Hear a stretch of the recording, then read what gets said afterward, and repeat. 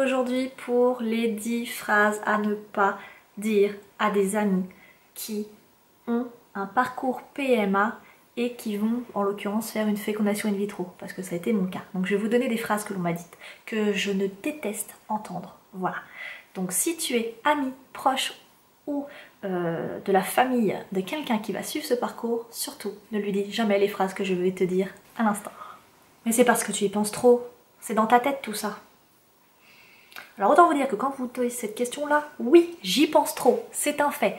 Hein, puisque je vais dans un parcours PMA, dans un parcours de fécondation in vitro, je n'ai pas le choix que d'y penser. En amont, il y a des traitements, on nous donne des indications. Prendre des pilules, alors pas des pilules, hein, des gélules pour avoir une meilleure ovulation, ça a été le cas pour moi. Donc il faut faire l'amour à des heures, à des jours fixes pour que ce soit au meilleur moment de l'ovulation. Donc autant vous dire que là, clairement, je ne peux que y penser.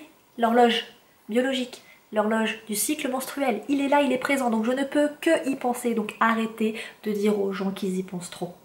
Voilà, ça c'est fait. Ah oui, et j'ai oublié de vous dire, c'est dans la tête.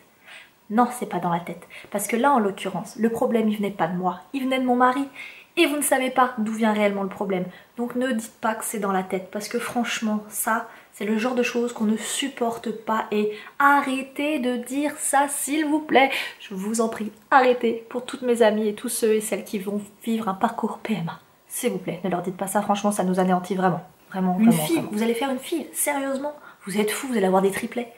Oui, bah quand bien même si j'ai des triplets, je serai contente. J'ai 0 enfant, je n'ai rien, je n'ai dada, que nini.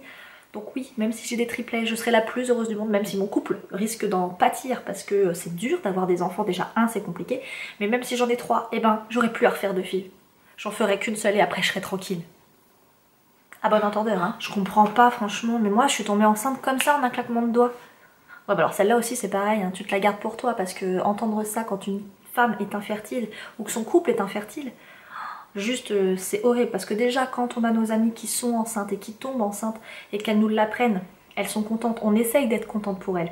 Mais je vous avoue, hein, je vous le cache pas, au fond de soi, on n'a qu'une envie, c'est de le dire, enfin, je dirais pas les mots ici, mais on est jalouse. Clairement, on est jalouse, je ne le cacherai pas. Donc vraiment, vraiment, vraiment, essayez de faire les choses autrement. Ou... Je sais que c'est pas facile, hein, parce que on a sa joie à soi, mais quand on a ses amis qui tombent enceintes, c'est le plus beau jour pour elles, et nous, on n'a qu'une envie, c'est d'être à leur place. Voilà.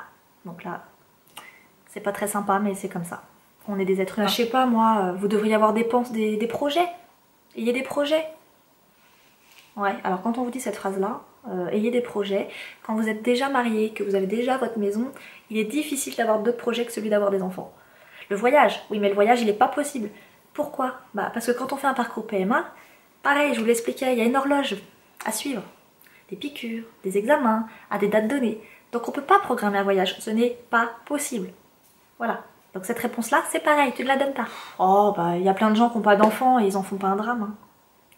Ouais, bah alors là c'est pareil. Hein. Celui qui dit ça, c'est celui qui n'a pas d'enfant, clairement. Ou alors celui qui a des enfants qui te sort ça, franchement, je crois que là, il y a un problème. Oh, mais vous êtes jeune encore, c'est pas grave si ça vient pas tout de suite. Ok, donc juste avant tu me parlais de mes projets et maintenant tu me dis que je suis jeune donc je peux attendre. Non, je peux pas attendre.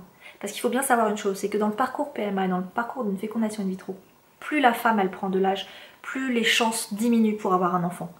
Donc ne parlez pas d'âge. Après 30 ans, c'est limite qu'il est trop tard. J'exagère hein, dans ce que je dis. Mais les chances diminuent après 30 ans. Il me semble, si je dis pas de bêtises, de moitié. Donc rendez-vous compte. On s'abstient de donner des réponses comme ça. Je crois même qu'en fait, clairement, bah, il vaut mieux compatir avec eux et leur dire, leur poser des questions sur leur parcours peut-être s'ils en ont envie. Et ça encore c'est pas sûr. Moi je suis quelqu'un qui parle beaucoup, j'en ai beaucoup parlé autour de moi, enfin surtout au niveau de mes proches et de mes amis qui étaient très très proches de moi et qui j'envoyais des messages de temps en temps. Mais pour le reste j'ai tout gardé pour moi et jamais sur les réseaux sociaux. Voilà. Donc aujourd'hui je partage ça avec vous parce que ça a été fait. Voilà. Donc voilà. Cette vidéo est terminée, j'espère qu'elle vous aura plu. J'aimerais juste savoir et avoir vos ressentis. Est-ce que vous avez, vous, des amis qui ont un parcours PMA? Est-ce qu'il y a des phrases que vous leur avez déjà dit qui malheureusement vous ont mis dans des situations un peu de maladresse? Ça arrive, on est des êtres humains et c'est pas évident.